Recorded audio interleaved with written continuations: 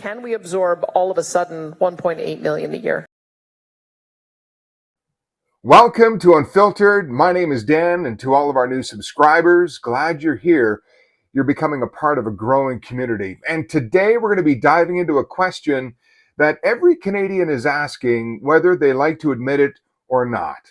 Who's controlling Canada's borders? Now, stick with me because what I'm about to show you will make you rethink where this country is headed.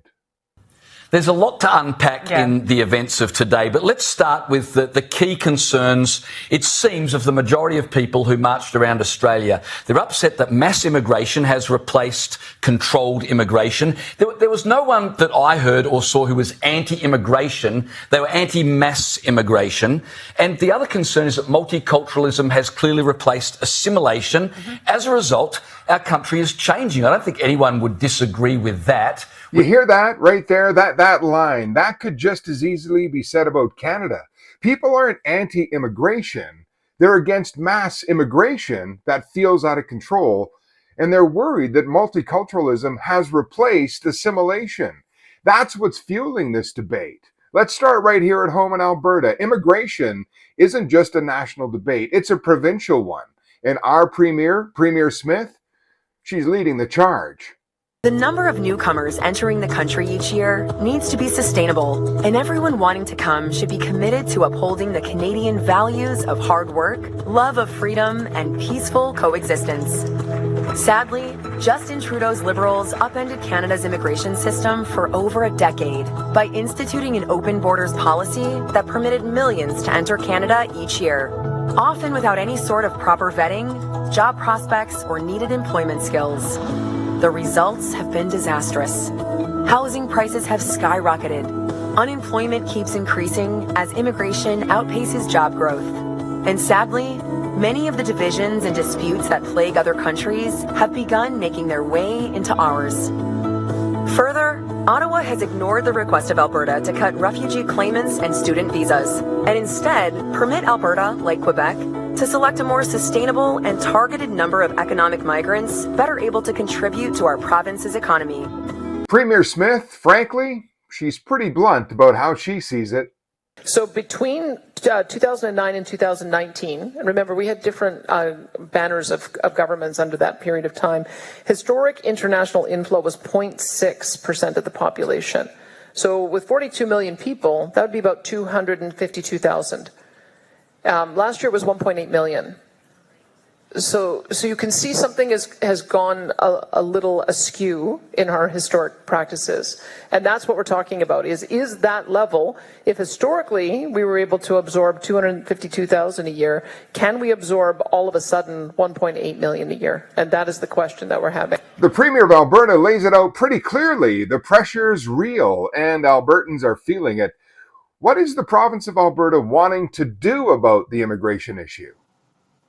You see, under the Constitution, immigration is a shared area of responsibility between the federal and provincial governments, which makes sense.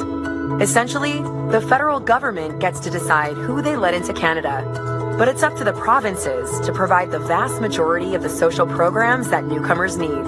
So obviously, we should have a say about who is coming here. If Alberta isn't satisfied with the number or economic qualifications of newcomers moving to our province, we may have the option to withhold provincial social programs to any non-citizen or non-permanent resident who does not have an Alberta-approved immigration status. This would likely encourage more sustainable numbers of immigration overall, while supporting the entry of newcomers that can contribute to our provincial economy. And Alberta, they're not alone. Saskatchewan's Premier Scott Moe is pushing a similar message at the provincial level in Saskatchewan. Provinces taking a lead, especially when it comes to who comes in, and controlling their borders is really all about safety.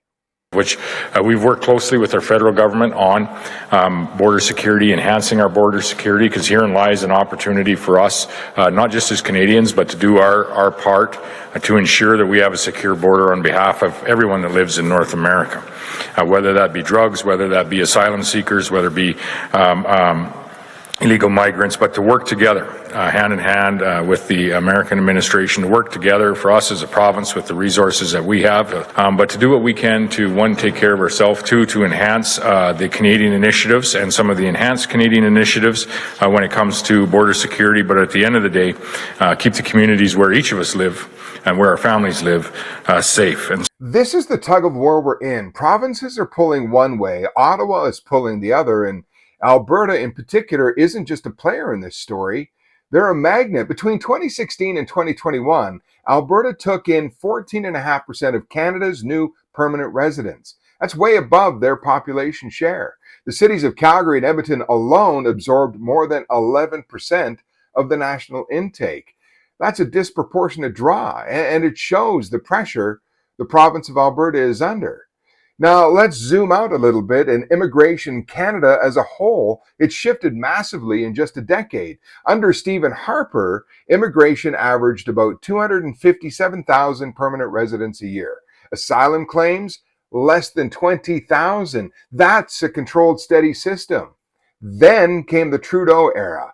Immigration skyrocketed, open borders averaging about 359,000 permanent residents in a year. In 2023 and 2024 alone, 470,000 international students tripled, non-permanent residents passed 3 million. And irregular border crossings, that became a flashpoint, peaking in 2017, 18, and 19, and again in 2022. Asylum claims hit a record of 143,000 in 2023. It's not a steady drip, that's a flood. And here's the kicker. Ottawa can't even process it all. The backlog has ballooned. Nearly 1 million people in limbo right now waiting. Families, workers, students. And while Ottawa's stuck in paperwork, we Canadians, we're stuck dealing with the fallout. Housing shortages, higher crime rates in our communities, pressure on healthcare, and more competition for jobs, which create unemployment. If you think that this is already out of control, hit that subscribe button and share this video, and make sure you jump into the Unfiltered Town Hall in the comment section below. I want to hear your take. Now, here's the thing. Not every province plays by Ottawa's rules. Quebec runs its own game under the Canada-Quebec Accord. They pick their own economic immigrants with a laser focus on French language and integration. Their cap for 2025? About 50,000, but family reunification, that's a mess. Processing times stretch over 3 years. Premier Legault and Quebec's government, they've doubled down saying it's about protecting Quebec's cultural identity and making sure services don't collapse. So you've got Alberta and Saskatchewan demanding more control. You've got Quebec already running its own shop. And Ottawa? Well, Ottawa's clinging to what's left. And that's the divide in our country.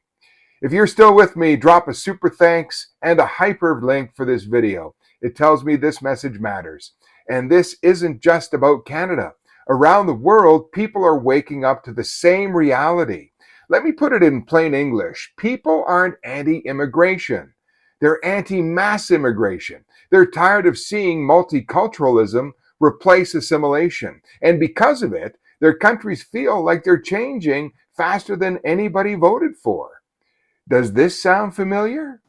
The Department of Homeland Security will be required to detain all illegal aliens who have been arrested for theft, burglary, larceny, shoplifting, assaulting a police officer, murder, or any crime that results in death or serious injury. We will put these vicious and bloodthirsty criminals in jail. And look what happened in Australia just this past weekend. Thousands marching in the streets in cities all across Australia. But first, tens of thousands of people marched in cities across Australia today to show their pride in Australia and to call for a stop to mass immigration.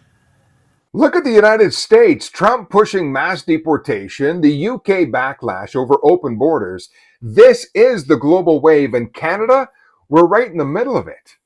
Don't forget to subscribe and share this video. Make sure you join the Unfiltered Town Hall in the comments below. Your voice needs to be a part of this.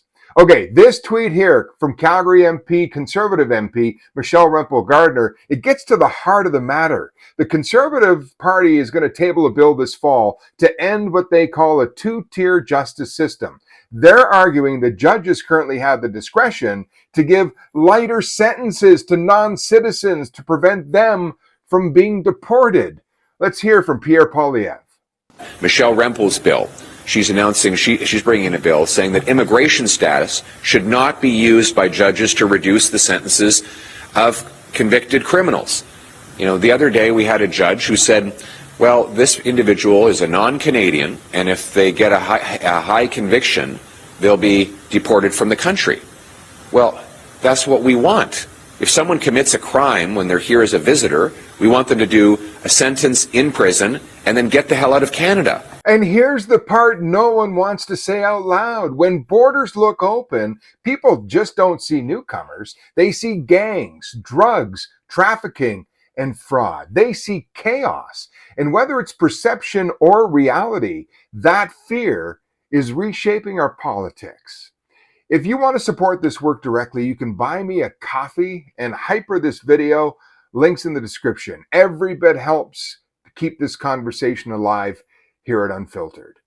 So who controls Canada's borders? Ottawa says they do. Alberta and Saskatchewan and Quebec, millions of Canadians aren't so sure anymore. And if we don't figure this out soon, we won't just be debating policy anymore. We'll be debating Canada's identity itself. Make sure you follow us on all other platforms, including TikTok, Facebook, Instagram, and X. All the links are down in the description below. And if you found value in this, make sure you drop us a super thanks and hyper this video. We appreciate it. Don't stop here. Click on this video right over here. It's called Canadian Poll Says 41% Say Yes. I'll see you over there. And thanks for watching.